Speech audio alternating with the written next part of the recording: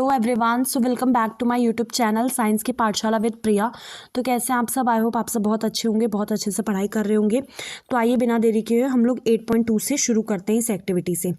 तो इस एक्टिविटी में आपको क्या करना है, सबसे पहले आपको एक फ्रेश पोटैटो लेना है, आलू लेना है।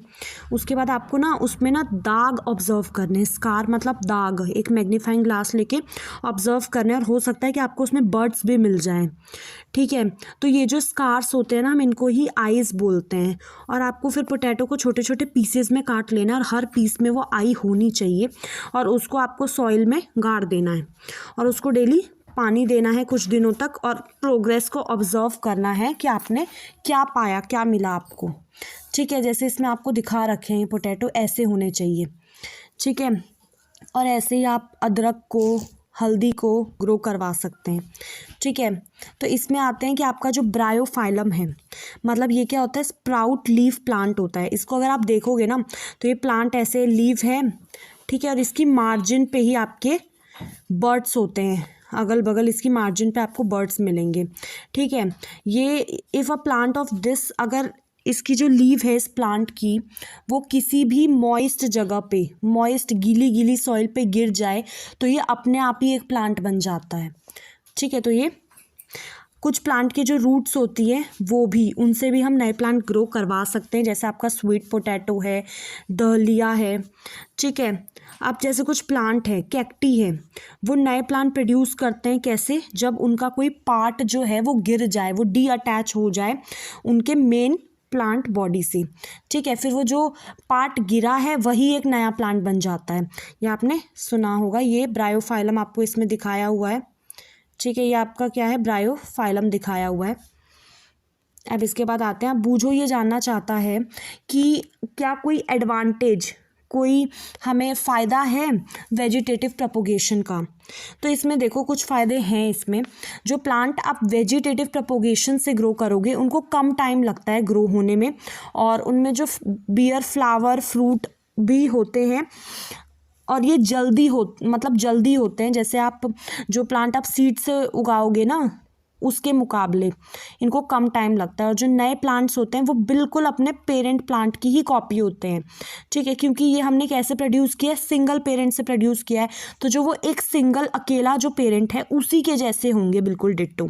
ठीक है, इन बाद वाले चैप्टर में आप पढ़ोगे कि जो प्लांट आपके सेक्सुअल रिप्रोडक्शन से प्रोड्यूस होते हैं ना, उनमें दोनों के ही कैरेक्टरिस्टिक होते हैं। ठीक है, और ऐसे ही जो प्लांट ये जो सीड प्रोड्यूस करते हैं वो किसका रिजल्ट होता है, सेक्सुअल रिप्रोडक्शन का। ठीक है, तो एसेक्सुअल रिप्रोडक्शन में सीड प्रोड्यूस नहीं होती है। तो आइए जल्दी से बडिंग को भी देख लेते हैं। आपने पढ़ा होगा टाइनी ऑर्गेनिज्म ईस्ट के बारे में। ठीक है, जो आप सिर्फ माइक्रोस्कोप के अंडर में ही देख सकते हो।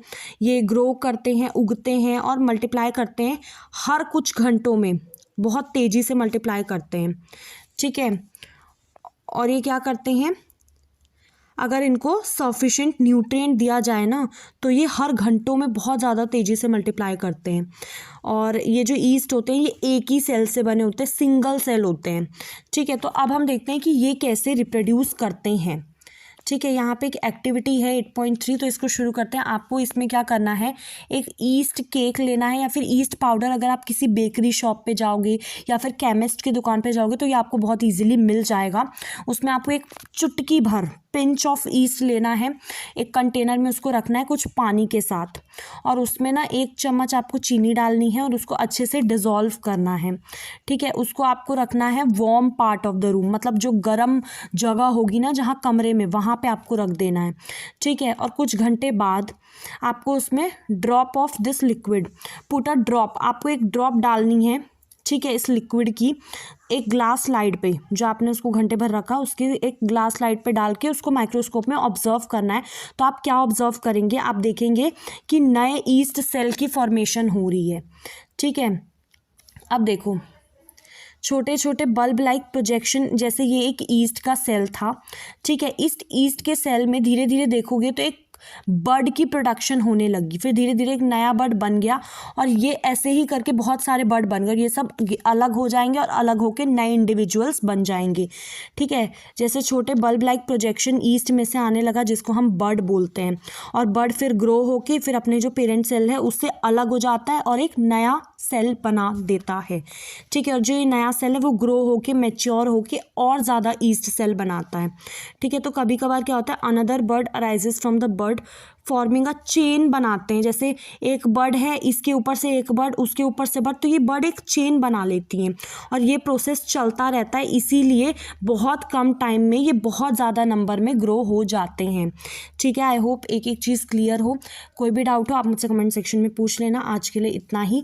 Thank you so much. Please channel को सब्सक्राइब कर दीजिए। इतनी क्या कंजूसी कर रहे हैं, प्लीज़ कर दीजिए। Thank you.